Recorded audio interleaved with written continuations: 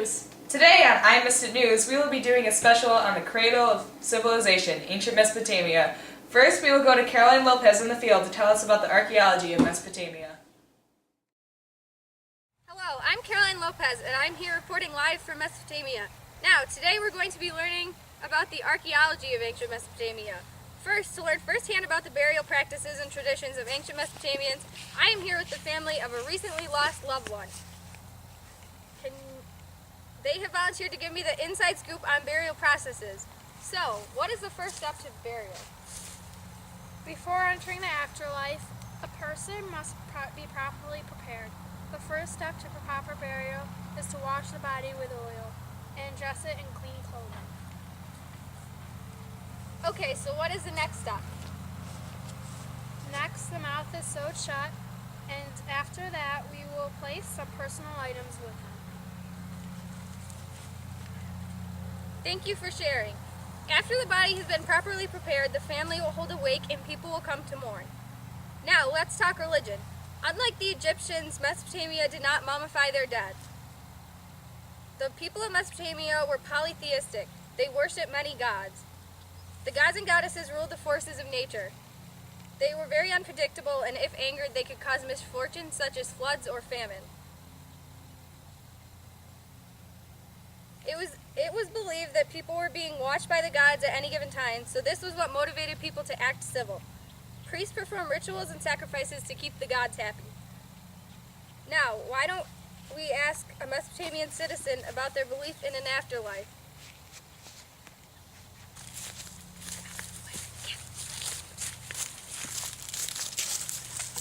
Hello, ma'am. Can you tell me a little bit about the afterlife? Well, the afterlife is the same thing as the underworld without light or air. In the afterlife, you just exist. There is no suffering. There is no joy either. Is there a specific god in charge of the afterlife, or is it ruled by multiple gods? There is one god in charge. The goddess Erkengal rules the afterlife. Now, do you have any names to refer to it, or is it just called the afterlife? Oh, there are many different names for the afterlife. A couple common ones are Land of the Dead and Land of No Return.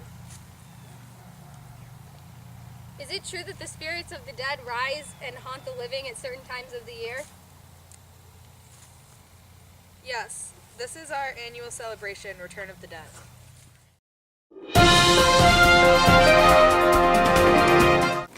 Thank you, Caroline. That was very interesting. Now we'll go to Lindsay Ingram to tell us a little something about the political science of ancient Mesopotamia. Hey, I'm Lindsay Ingram. I'm a political scientist. Mesopotamia was ruled by a single ruler, usually a king, but sometimes a queen. I'm the queen. Okay, she's just going to say not say anything because she doesn't feel like it. So, they were aided by their advisors. Also, there were geographical changes such as the natural barriers, like the mountains or bodies of water. That could have protected them from invaders. Natural resources were limited in places like Sumer, so building materials and other necessary items were scarce. If places like Sumer had the resources, they could have made weapons to defend themselves with. But, as a whole, Mesopotamia emerged as a civilization in 4000 BC, when nomads settled and farmed and built villages and cities. Codes and laws in Mesopotamia was mostly based on Hammurabi's code. For example, if a man struck a cheek of another man that is superior to him, like a queen, like slapped in the face, you know, like, okay, like that, okay? If I slapped in the face like that, I would be beaten 60 times with an oxtail whip in assembly. But this was a very harsh system and not very fair, but it worked. Speaking of Hammurabi, he reigned from 1792 to 1750 BC. Also, some places in Mesopotamia governed themselves or had unwritten law codes. Akkadians settled in Sargon I. who established an empire in Mesopotamia. Also in 2100 BC, Amorite came in from the east and took over the Akkadians. Then in 1900 BC, the Babylonian Empire is founded. That also in 1600 BC, the Hittites settled and who invaded from the Asia Minor, also known as modern-day Turkey. That's when Mesopotamia started to decline. Also, when Hammurabi died, it divided into smaller states, which contributed to the decline of Mesopotamia. Thank you.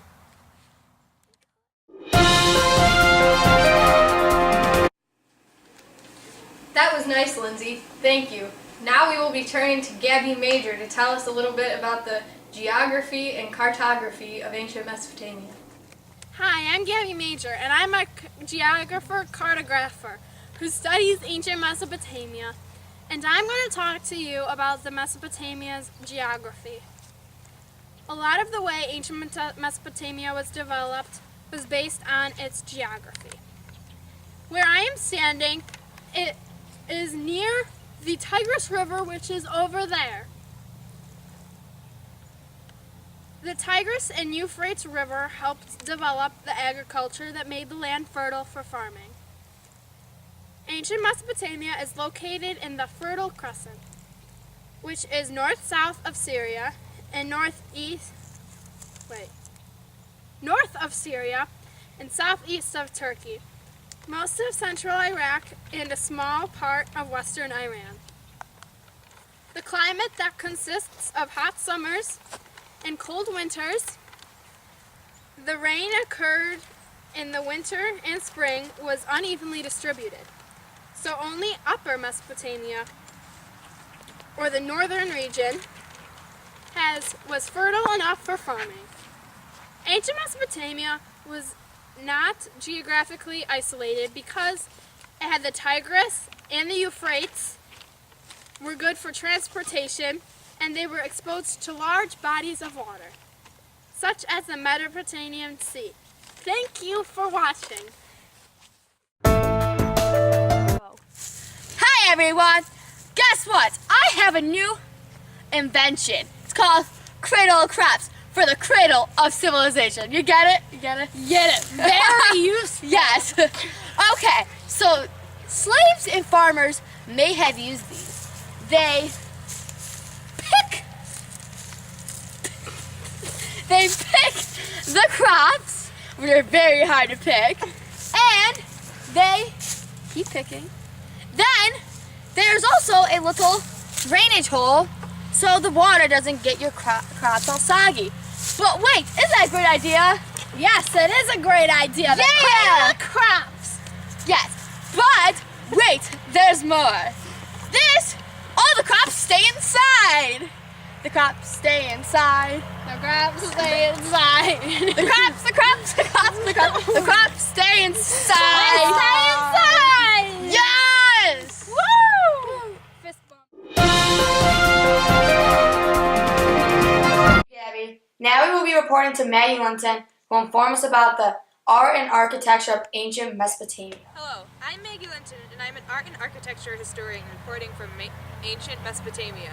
Today I'm going to talk about the art and architecture of the city. The houses are made of mud bricks and are flat-roofed, and they're pressed closely together and are divided by twisting, narrow, blank-walled streets. Let's talk to an architect to learn more about the different buildings from the city, like these temples over there.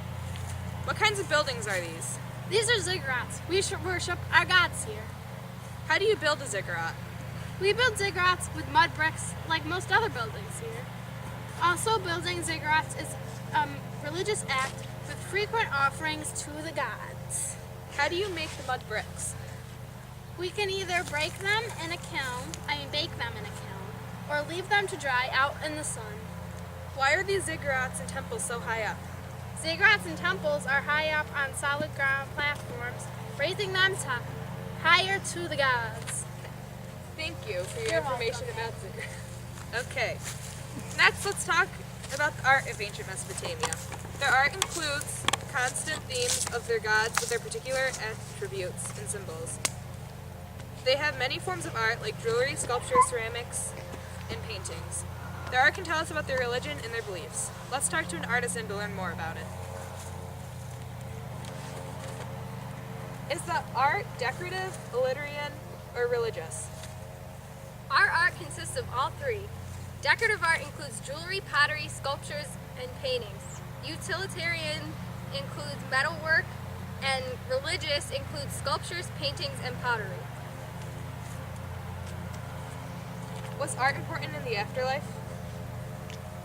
Yes, people were buried with jewelry and other special art, like statues and pottery. Thank you. Now let's talk about the technological advances during this civilization. Metalsmiths mastered casting and shaping copper, bronze, silver, and gold. Architects built ziggurats and temples. Merchants and traders used seals to mark their trades. Dams, canals, irrigation systems were made. The wagon wheel, sundial, arc, calendar, cuneiform writing, bronze plow, and potter wheel were all invented. They also used irrigation systems for farming. Thank you for tuning in to learn about ancient Mesopotamia.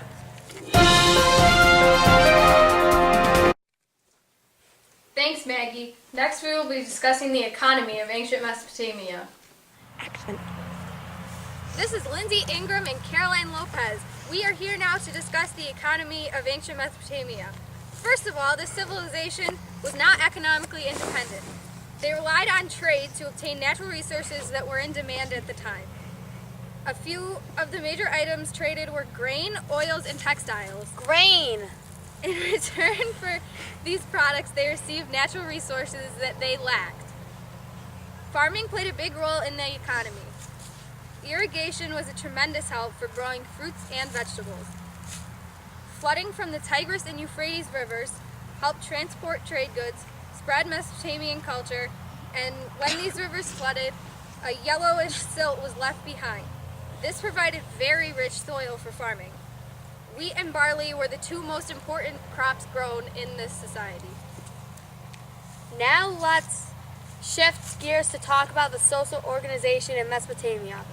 At the top of the social classes are the kings, priests, and nobles.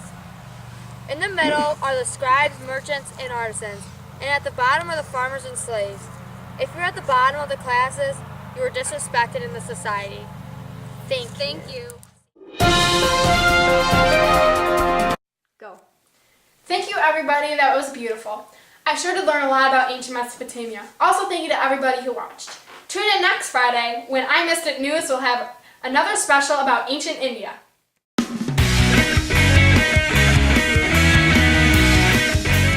Action. Thank you, Caroline. That was very interesting. Now we'll go to Lindsay Ingram to tell us a little some.